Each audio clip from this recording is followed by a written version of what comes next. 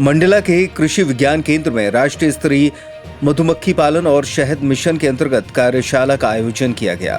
कार्यशाला में उपस्थित प्रतिभागियों में मधुमक्खी पालन में आने वाली समस्याओं और सुझावों पर चर्चा की गई। मधुमक्खी पालन को मधु क्रांति बनाने पर भी चर्चा हुई। इस दौरान लोगों को बताया गया कि इससे न सिर्फ रोजगार प्राप्त हो सकता है बल्कि इसे व्यवसायिक रूप में भी ग्रामीण विकसित कर सकते हैं। चूंकि मंडला आदिवासी बाहुल्य क्षेत्र है और यहाँ जंगल भी पर्याप्त मात्रा में हैं। जंगलों से लगे क्षेत्रों में मधुमक्खी पालन के अच्छे परिणाम सामने आ सकते हैं। कार्यशाला में मुख्य वक्ता के रूप में एडिशनल कमिश्नर और एग्जीक्यूटिव डायरेक्टर राष्ट्रीय मधुमक्खी बोर्ड भारत के डॉक्टर नवीन पटले ने व्याख्यान दिया। अत्यंत हर्ष की बात है कि आज मंडला जिले में कृषि विज्ञान केंद्र के तत्वाधान में एवं यहाँ के हॉर्टिकल्चर विभाग, एग्रीकल्चर विभाग के सहयोग से मधु क्रांति पर, जो कि हम खास तौर पे मधुमक्खी पालन के क्षेत्र में एक ऐसी क्रांति के बारे में हम बात कर रहे हैं और जिसको हमने नाम दिया है मधु क्रांति।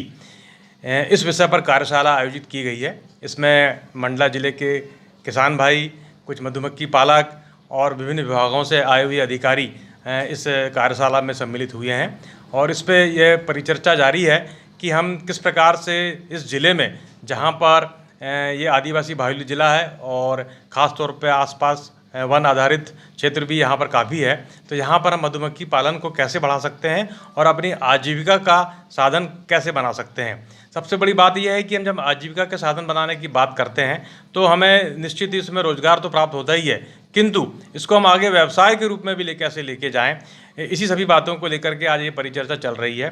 परियोजना के ऊपर काफ़ी कार्य किया जा रहा है। भारत सरकार से श्री पटले साहब, एडिशनल कमिश्नर हॉर्टिकल्चर, यहाँ आए हुए हैं। उन्होंने भारत सरकार के सुझाव से यहाँ पे इस परियोजना का मंडला ज़िले को उपयुक्त मानते हुए इसका कार्यक्रम किया गया, क्योंकि आदिवासी बहुल ज़िला है। सबसे बड़ा अच्छा कार्यक्रम ये इसमें हनी प्रोडक्शन में ये है कि जो किसान हमारे, ये किसान से जुड़ा हुआ है।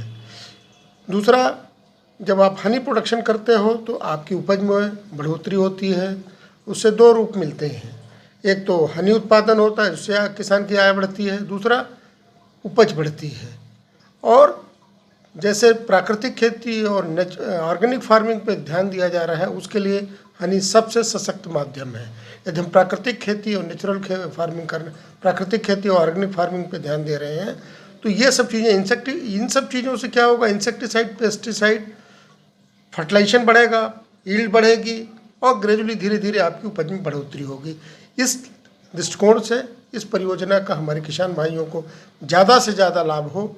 और ये परियोजनाएं, क्योंकि किसान हमारे इतने पढ़े लिखे नहीं हैं, तो हमारा पटले जी से ये भी सुझाव है कि कृषि विज्ञान केंद्र के माध्यम से इन परियोजनाओं को भेजे जाए और उनको किसानों को प्रोजेक्ट बनाने में, क्योंकि प्रोजेक्ट बेस्ड फाइनेंसिंग होगी, तो प्रोजेक्ट बनाने में कृषि विज्ञान केंद्र का हमारे किसान भाइयों को पूरा लाभ मिले।